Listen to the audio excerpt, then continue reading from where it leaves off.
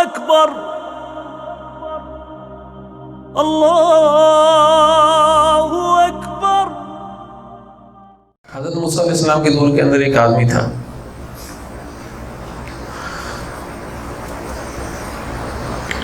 اس نے حضرت موسیٰ علیہ السلام سے دعا کروائی کہ موسیٰ آپ دعا کر دیں میرے لیے کہ میرے کو جانوروں کی بولی سمجھ میں آنے لگی۔ انہوں نے دعا کر دی۔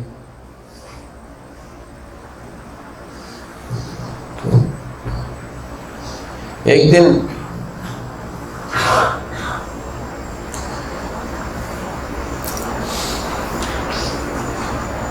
ایک روٹی کا ٹکڑا اس نے گھر کے باہر پھینکا تو ایک کتا اور ایک مرغا دونوں لگ کے اس روٹی کے ٹکڑے کو لینے کے لیے، تو مرغا لے اڑا، مرغا روٹی کا ٹکڑا لے کر بھاگ گیا۔ تو کتے نے بولا کہ دیکھ سارے دن میں چوکیداری کرتا ہوں، میری نائٹ ڈیوٹی ہوتی ہے، صحیح ہے نا، میں نائٹ ڈیوٹی کرتا ہوں، اس لیے تھکا آ رہا ہوں، بھوک لگ رہی ہے، تیری تو صبح ابھی شروع ہوئی ہے تو لہذا مجھے کھانے دے۔ بولا تو فکر نہیں کر، اس کے گھر کے اندر ایک گدھا بندھا ہوا ہے، آج یہ گدھا مرنے والا ہے، اس لیے اس کی ہڈیاں تجھے خوب ملیں گی، تو وہ کھائی۔ بولا اچھا، کتا خوش ہو جاتا ہے، اور یہ سارا یہ مالک سن رہا ہوتا ہے کیونکہ دعا قبول ہو چکی ہوتی ہے حضرت موسیٰ علیہ السلام کی۔ وہ کیا کرتا ہے، مارکیٹ کے اندر گدھے کو بیچ کر آ جاتا ہے اور خوشیاں منا رہا ہوتا ہے کہ بھائی مرنے سے پہلے ہی میں نے اس کو بیچ دیا اور میں نقصان سے بچ گیا۔ اگلی صبح پھر دوبارہ یہ روٹی کا ٹکڑا پھینکتا ہے، تو اس دفعہ مرغا دوبارہ چھلانگ لگاتا ہے اور لے لیتا ہے۔ تو کتا بولتا ہے دیکھ پچھلی رات کو بھی تو نے میری رات خراب کی ہے، وہ مجھے بھوکا رکھا، اب تو کھانے دے۔ بولے تو فکر نہیں کر، کھائے گا، اس کے گھر کے اندر گائے جو بندھی ہوئی ہے نا وہ مرنے والی ہے آج، تو بہت کھائے گا۔ تو اس نے یہ بات بھی سن لی، اس نے بولا بھائی زبان کا فائدہ ہو رہا ہے، گائے کو کھولا اور گائے کو کھول کر بیچ کر آ گیا اور خوش ہو رہا ہے کہ بھائی میں نقصان سے بچ گیا۔ پھر اگلے دن دوبارہ اس نے روٹی کا ٹکڑا ڈالا تو اس دفعہ بھی اب کے کتے کو بہت غصہ ہے، بولا دیکھ اب تو لینے دے۔ بولا نہیں کوئی مسئلہ نہیں ہے، یہ جو گھوڑا اس کے گھر میں بندھا ہے نا یہ مرنے والا ہے، تو اب تو پرواہ نہیں کر، گھوڑے کو تو ملے گا تجھے۔ کتے نے بولا کہ اگر نہیں ملا میں تجھے نہیں چھوڑوں گا اس دفعہ، تو سوچ لے۔ بولا نہیں مرے گا۔ اس نے یہ بات بھی سن لی اور گھوڑے کو بھی بیچ کر آ گیا۔ اگلے دن دوبارہ اس نے روٹی کا ٹکڑا ڈالا، پھر دوبارہ مرغے نے پکڑ لیا، تو بولا اس کتے نے اب تو دے دے مجھے، اگر تو نے اب نہیں دیا۔ بولا نہیں اس دفعہ تو یقینی بات ہے یہ خود مرنے والا ہے، اس دفعہ تو ملے گا ہی ملے گا، یہ یقینی بات ہے، یہ خود مرنے والا ہے۔ اب یہ بھاگا موسیٰ علیہ السلام کے پاس پہنچا، بولا حضرت مرغے نے یہ بات کر دی ہے اور اس کی ساری باتیں سچ تھی، میں نے اس کو بھی بھیج دیا، اس کو بھی بھیج دیا، اس کو بھی بھیج دیا، اور آج اس نے بولا یہ خود مرنے والا ہے، اب میں کیا کروں؟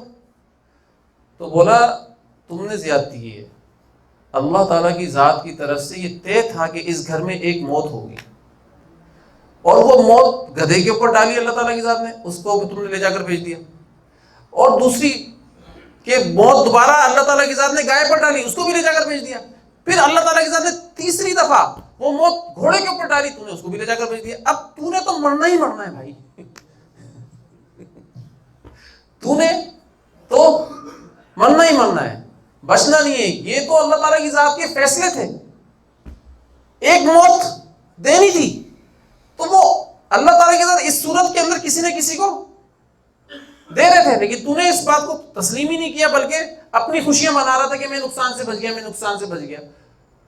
تو میں بتانے کا مقصد سمجھیے گا، بتانے کا مقصد یہ ہے کہ انسان طمع کے اندر ایسا ہوتا ہے، حرص کے اندر ایسا ہوتا ہے کہ صرف اپنا ہی فائدہ سوچ رہا ہوتا ہے، کسی اور کا فائدہ وہ سوچتا ہی نہیں. سامنے والے کو نقصان ہو رہا ہے تو ہوتا رہے، لیکن اس نقصان کے اندر اللہ کی حکمتوں کو نہیں سمجھتا، اللہ کے حکم کیا چھپا ہے اس نقصان کے اندر، یہ اس کو جاننے کی کوشش نہیں کرتا.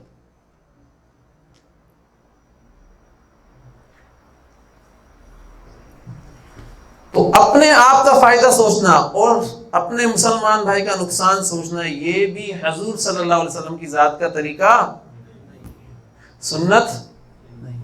اس معاملے میں اس نے کس کو معبود بنایا؟ اس معاملے میں بھی اس نے اپنی ذات کو معبود بنایا کہ یار میرا نقصان بچ جائے،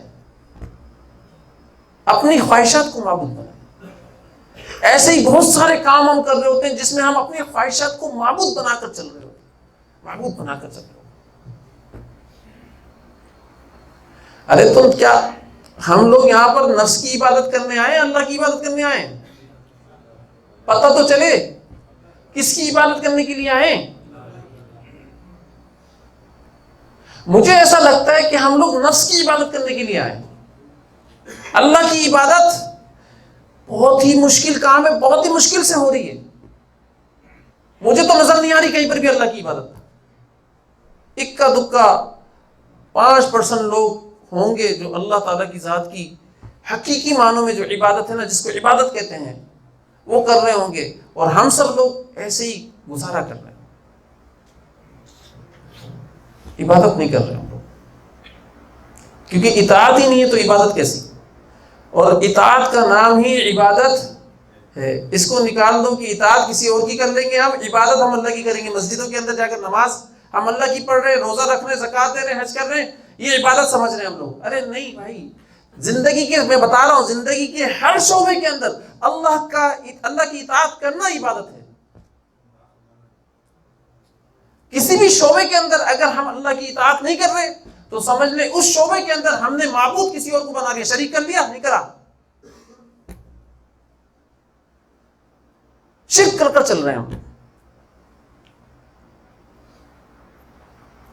تو اس لیے سمجھنے کی ضرورت ہے، اور اپنے آپ کو خروج کے اندر، خروج کس کو کہتے ہیں کہ دین کا تقاضا چل رہا ہو، دین کا کام چل رہا ہو، اور اس خروج سے اپنے آپ کو روک لینا وسوسے کی صورت کے اندر، کسی تقاضے کی صورت کے اندر، دنیاوی تقاضے کی صورت کے اندر، تو سمجھ لیں اللہ تعالیٰ کی ذات کا عذاب اسی وقت اترے گا.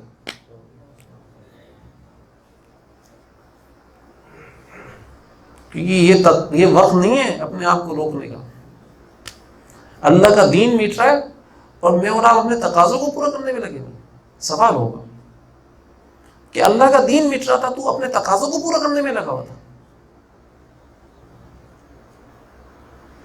کیا کھانا پینا، زندگی اچھے طریقے سے گزارنا، گاڑیوں کے اندر سفر کر لینا، اچھے سے اچھی رہائش اختیار کر لینا، اچھے سے اچھا رہ لینا، سہ لینا، یہی سارا اللہ تعالیٰ کی ذات کی عبادت ہے؟ یہی دین ہے؟ ارے یہ نہیں ہے کچھ بھی. اللہ کے نبی صلی اللہ علیہ وآلہ وسلم کا غم جو ہے نا، اس کو پھیلانا، اس کے لیے نکلنا، اس کے لیے قربانی دینا، یہ اصل چیز ہے. حضرت مقداد رضی اللہ تعالیٰ بہت موٹے تھے، بہت موٹے. صحابہ کرام رضوان اللہ علیہ اجمعین قرآن کی تعویل کرتے تھے اپنے آپ کو پھنسانے کے لیے، اور ہم قرآن کی تعویل کرتے ہیں اپنے آپ کو چھڑانے کے لیے، اپنی جان چھڑانے کے لیے. دونوں میں فرق کتنا ہو گیا؟ ان کی نظر میں دین کیا تھا اور ہماری نظر میں دین کیا ہو گیا؟ اپنے آپ کو کھپانے کے لیے تعویلات کرتے تھے. تو وہ بہت موٹے تھے، جب وہ تخت کے اوپر بیٹھتے تھے نا تو ان کا گوشت تخت سے نیچے لٹک رہا ہوتا تھا، اتنے موٹے تھے وہ.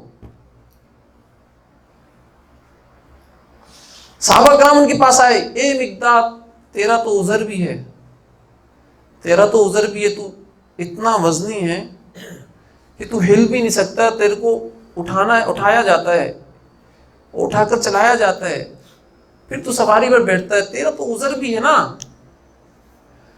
اس لیے تو اللہ کے راستے میں مت جا. اب یہ کیا فرما رہے ہیں؟ ارے اللہ تعالیٰ کی ذات نے تو قرآن کے اندر آیت نازل کی انفروا خفافا وثقالا کہ تم اللہ تعالیٰ کی ذات کے راستے کے اندر نکلو چاہے تم ہلکے ہو یا وزنی ہو. حالانکہ اس آیت کا مفہوم اس آیت کی تشریح یہ نہیں ہے.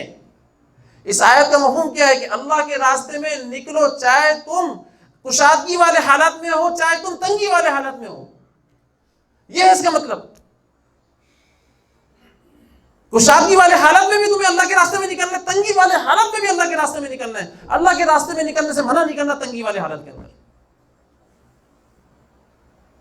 لیکن وہ کیا کہہ رہے ہیں کہ بھائی تم مجھے کیوں معذور بتا رہے ہو جبکہ میرے عذر کا اللہ تعالیٰ کے سامنے قرآن میں انکار کیا ہے کہ بھائی نکلو, تم وزنی ہو یا ہلکی ہو تمہیں نکلنا پڑے گا. تمہیں تو وزنی ہو نا تو مجھے تو نکلنا ہے.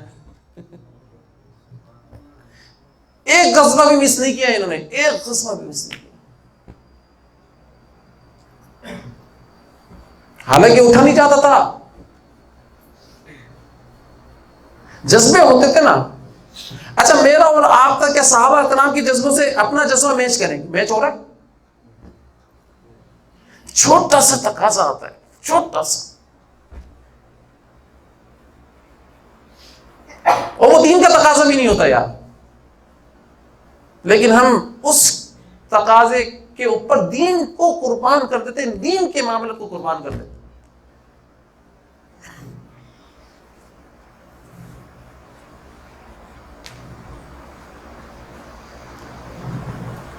تو لہذا میں آپ کو صحیح بتا رہا ہوں, دین کے اصل رخ کو سمجھنا بہت زیادہ ضروری ہے. ہم دین کے اصل رخ کو نہیں سمجھ رہے, بلکہ جیسا مجھے سمجھ میں آ رہا ہے, میری سمجھ کے اندر آ رہا ہے, میرے دماغ کے اندر اتر رہا ہے, اسی طریقے سے لے کر چل رہا ہے, اسی طریقے سے لے کر چل رہا ہے.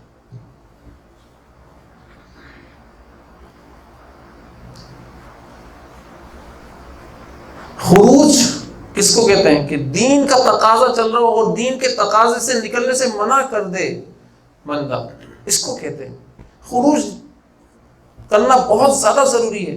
یہ میرا بھائی اللہ کے رسول صلی اللہ علیہ وسلم کے دین کو چھوڑ کر چل رہا ہے, اللہ کے حکم کو توڑ کر چل رہا ہے, نمازیں نہیں پڑھ رہا, روزے نہیں رکھا, یہ صحیح طریقے سے زکات نہیں دے رہا, اس کا حلیہ حضور صلی اللہ علیہ وسلم کے حلیے سے میچ نہیں ہو رہا, یہ سنتوں سے ٹوٹتا جا رہا ہے, سنتوں کے اوپر چھڑیاں بیٹھتا جا رہا ہے, اور مجھے اس کی پرواہ نہیں ہے, اس کی فکر نہیں ہے. میں سوچ رہا ہوں یار چھوڑو, ہونے دو, جیسا چلنے دو چلنے دو. تو اس کا مطلب یہ ہے کہ مجھے اس کی تکلیف کے اوپر تکلیف نہیں ہو رہی, تو اس کا دوسرا مطلب یہ نکلتا ہے کہ میں نے اپنے آپ کو اسلام سے فارغ کر دیا.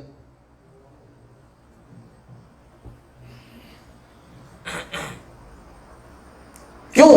کیونکہ حضور صلی اللہ علیہ وسلم نے فرمایا مسلمان ایک جسم کی مانند ہیں, کسی ایک اعضاء کو تکلیف ہوگی تو پورا جسم اس تکلیف کو محسوس کرے گا. اس کی تکلیف مجھے محسوس نہیں ہو رہی ہے, تو اس کا مطلب کیا ہے؟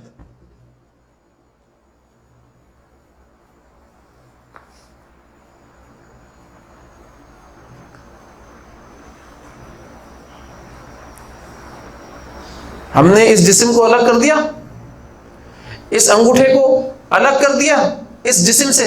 تو جب انگوٹھا ہی الگ ہو جائے گا تو اب یہ جسم کے اندر ہو یا نہ ہو اس کو تکلیف نہیں ہوگی. تو اس کا مطلب یہ ہے کہ تو نے اپنے آپ کو اسلام سے الگ کر دیا, اس لیے اس بھائی کی تکلیف تجھے محسوس نہیں ہوگی.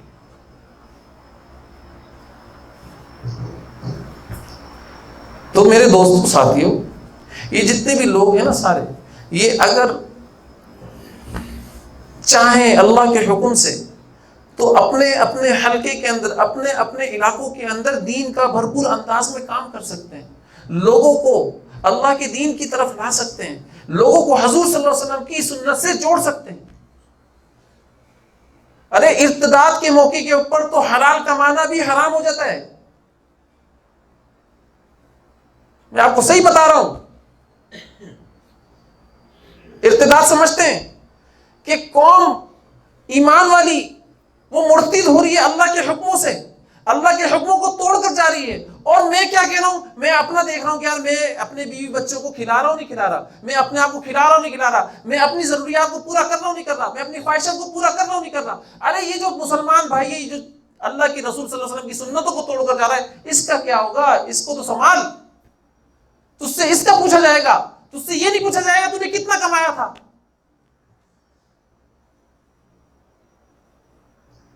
تو اس کو کیوں نہیں سمجھ رہا؟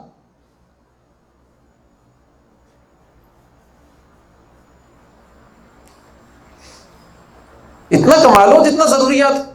ہم یہ تھوڑی کہتے ہیں کہ اسباب کو چھوڑ کر بیٹھ جاؤ بھائی, ہم تو نہیں کہتے, اسباب کو یوز کرو, استعمال کرو, لیکن ہم یہ کہتے ہیں اس کی مشغولیت کم کر دو بھائی.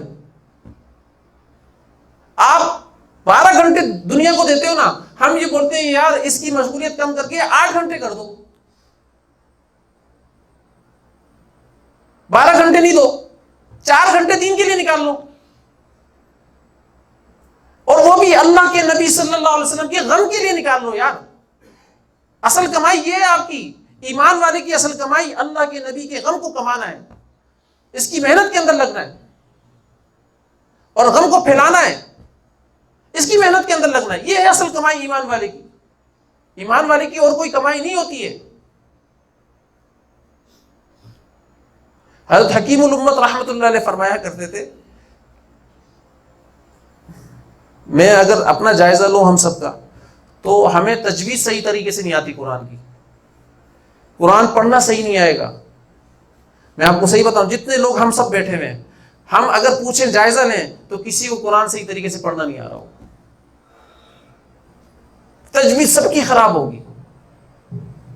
اور حضرت حکیم الامت رحمۃ اللہ علیہ فرماتے ہیں کہ دنیا کی مشغولیت اگر دین سیکھنے کا موقع فراہم نہیں کرتی, دین سیکھنے کا موقع فراہم نہیں کرتی, اگر یہ دین دنیا کے اندر اتنا مشغول ہو گیا ہے کہ یہ دین کے لیے ٹائم نہیں نکالتا, دینداروں کے پاس بیٹھنے کا اس کے پاس ٹائم نہیں ہے, تو میں ایسی مشغولیت کو حرام قرار دیتا ہوں.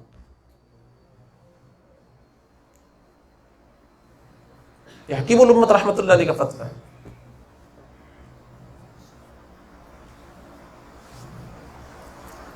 کیا سب کو قرآن سے ہی پڑھنا آتا ہے؟ تا اور قا کے اندر فرق ہے, پڑھ لیتے ہیں ہم صحیح. قرآن شریف نماز کے اندر صحیح پڑھ لیتے ہیں. تا اور قا کے اندر فرق, کاف اور قوف کے اندر فرق کر لیتے ہیں.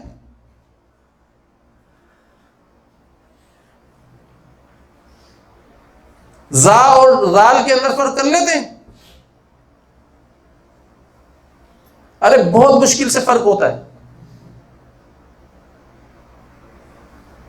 اور مسئلہ بتا رہا ہوں کہ اگر نماز کے اندر کسی نے تا کی جگہ قا پڑھ دیا یا قا کی جگہ تا پڑھ دیا, صراط قل کو صراط تل پڑھ دیا, تل, تو گناہ کبیرہ کر رہا ہے یہ نماز کے اندر, یہ گناہ کبیرہ ہے.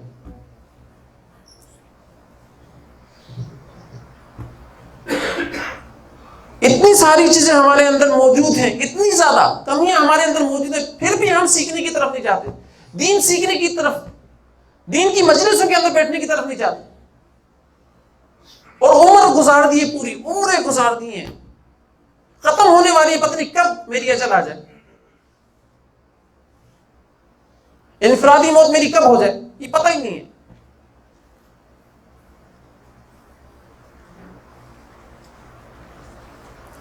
تو میرے دوستوں, میرے بھائی, اس کی فکر کرو. فکر کرو گے تو فکر ہوگی نا. سارے ساتھی سے گزارش ہے, بہت زیادہ دل کے غم کے ساتھ گزارش کرتا ہوں کہ سارے ساتھی صرف اپنے نفس کی خواہش کے لیے نہ لگے.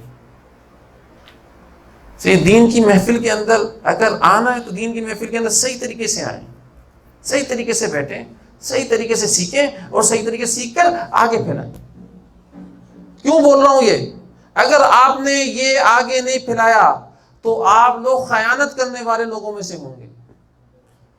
کیونکہ اللہ کے نبی صلی اللہ علیہ وسلم کی بات امانت ہے, اور میں تو پریشان اس لیے ہوں کہ میرے پاس امانت ہے, تو میں امانت ادا کرنے کی کوشش کر رہا ہوں. کہیں میری موت ہو جائے تو کہیں خیانت کرنے والا نہ شمار ہو جاؤں.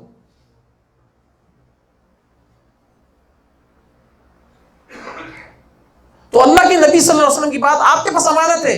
یہ امانت اس طور پر ہے کہ آپ نے دوسرے مسلمان بھائی کو بتانا ہے اور اس کو لے کر آنا ہے. تو میرے بھائیوں اس امانت کو ادا کرو اور دین کا کام صحیح طریقے سے صحیح پیمانے کے اوپر کرو. جس طریقے سے دنیا کا کرتے ہیں ہم, دنیا کے پیچھے لگ جاتے ہیں نا, اور دنیا کے بہت سارے کاموں کے اندر یہ کبھی ادھر بھاگ رہے کبھی ادھر بھاگ رہے کبھی ادھر بھاگ رہے اور خود بخود بھاگتے ہیں. کسی کو بولنے کی ضرورت نہیں ہے. تو دین کا کام اسی طریقے سے ادھر بھاگو ادھر بھاگو ادھر بھاگو, کسی کو بولنے کی ضرورت نہیں ہے, لیکن کرو. اللہ اکبر, اللہ اکبر, اللہ اکبر, اللہ